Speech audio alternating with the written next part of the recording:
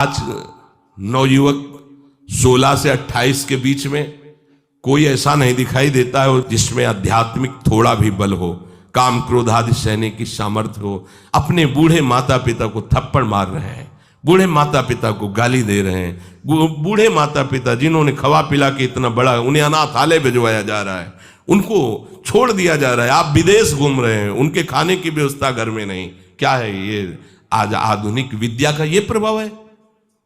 विद्या विनयम ददाति, जो अपने वयोवृद्धों की सेवा नहीं कर सकता वो क्या विद्या पढ़ा? जो दूसरों की रक्षा नहीं कर सकता क्या विद्या पढ़ा? क्या विद्या का यही स्वरूप है दूसरे का शोषण करना? क्या विद्या का यही स्वरूप है कि शराब पीना, ड्रग्स का ये नशा करना? ये क्या विद्या सिखाती है? वो कहा जाता है आज तो आधुनिक विद्या बढ़ रही। मुझे लगता है संयम में रहना ही विद्या का वास्तविक स्वरूप है। अपने इंद्रियों को संयम में रखना, अपने को संयम में रखना, बुजुर्गों का, गुरुजनों का, शास्त्र का, भगवान का भय रखना हृदय में। ऐसा नहीं, आप तभी निर्भय हो पाओगे यदि शास्त्र का भय नहीं, भगवान का भय नहीं, धर्म का भय नहीं, तो फिर आप वहां पहुंच जाओगे जहां भय ही भय है। ये जो जितने भी दंड विधान हैं सब उसके ऊपर लागू हो जाएंगे। ऐसा नहीं कि कलयुग है तो आप किसी को छेड़ोगे तो पुलिस आपको छोड़ेगी क्या? यही देख लो। तो ये तो यहां का राजकीय विधान जो अनंत ब्रह्मांडों का शासन करता विधान है, वो तो किसी की गवाही की जरूरत नहीं, वो तो तुम्हारे मन में ही बैठा देख रहा है। सावधान। संयम एक बहुत बड़ी सामर्थ्य है।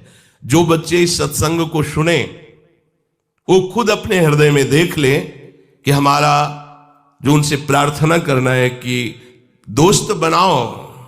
हम निषेध नहीं करते, हम भी पढ़े, स्कूलों में पढ़े, बच्चे बच्चियां सब एक साथ स्कूल में बैठते हैं। क्या हम हमारे 4 बहनें हों और हम उनके बीच में रहते हो तो हमें काम सताएगा क्या?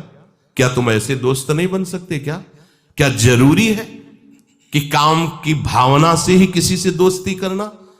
जब ब्याह हो जाए, सदगृहस्थ बन जाओ, तब भगवान को प्रणाम करके गृहस्थ धर्म रूपी पूजा करो, कोई परेशानी नहीं। पर जब तक आपका ब्याह नहीं होता है तब तक आप संयम से रहो। जो तुम्हें संयम भ्रष्ट करे वो तुम्हारा दोस्त नहीं दुश्मन है। इस बात का परिणाम खुद आप आगे देख लेंगे, चाहे वो बच्चा हो, चाहे बच्ची हो, चाहे स्त्री हो, चाहे पुरुष हो। दोस्त वही है जो हमारे संयम को पुष्ट करे। संयम भ्रष्ट कर दे उसे दुश्मन कहते हैं। जो हमारे भागवतिक मार्ग को नष्ट कर दे, जो हमारी पवित्रता को नष्ट कर दे, जो हमारे संयम को नष्ट कर दे, वो दोस्त कैसे हो सकता है? वो हमारा फ्रेंड कैसे हो सकता है?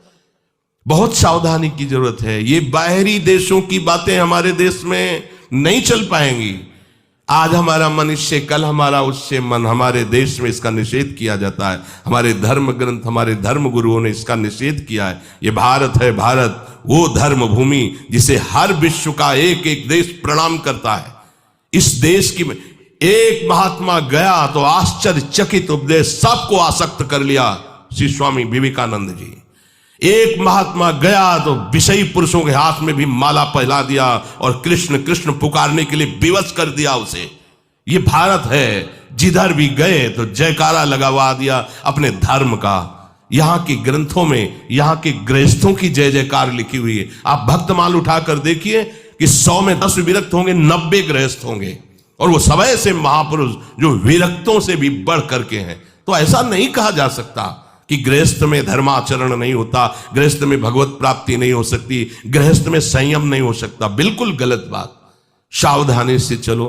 यह आज प्रसंग है इस विषय का, इसलिए सबसे विनय करता हूं कि यदि आप संयम से चलोगे तो इस जन्म में भी सुखी, शांत और बलवान रहोगे, और आखिरी में तुम्हें महाआनंद सिंधु प्रभु स्वीकार कर लेंगे।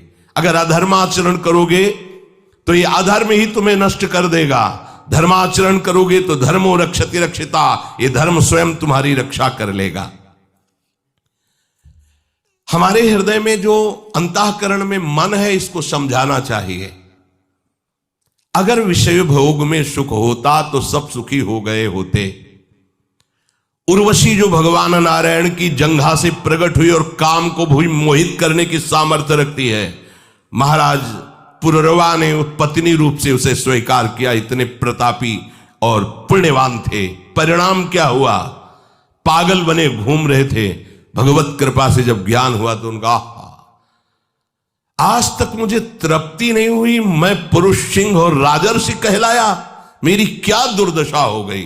वर्णन एकादश स्कंद में आप पढ़ के देख लीजिए। महाराज ययाति भगवान शुक्राचार्य की पुत्री देवयानी से ब्याह हुआ, पर शर्मिष्ठा में भी आसक्त हुए और अपने पुत्र की 1000 वर्ष जवानी का भोग किया। फिर घृणित भाव से विषयों का त्याग किया कि क्या अपने पुत्र की आयु तक का भोग कर डाला, मिला कुछ नहीं।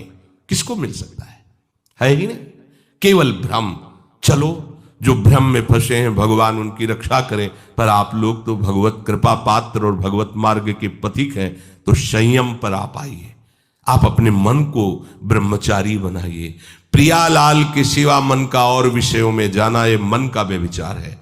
प्रियालाल सुख समुद्र है, इसके सिवा और कुछ सोचना कि इसमें सुख है, बुद्धि का व्यभिचार है। अगर बुद्धि ये निश्चय की हुई कि श्यामा श्याम के नाम रूप लीला धाम के